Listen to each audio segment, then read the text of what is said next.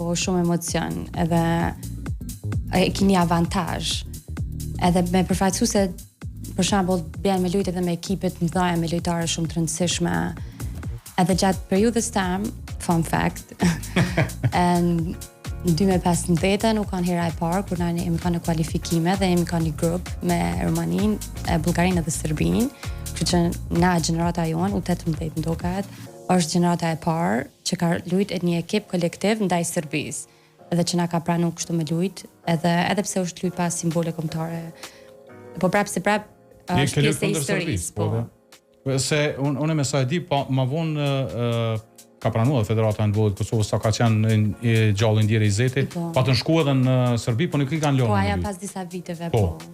Në gjeneratën e re edhe aty u kanë. Po, gjeneratën. Ajo kanë shumë sfida dhe udhëtimin e kanë pas tepër të zërshëm, po na e kemi kanë në Rumani, e u kanë më ndryshe. Edhe u kanë shumë lojë me emocion edhe me presion. Edhe që kemë ne që është kulmin në karrierën time në përfaqësuese.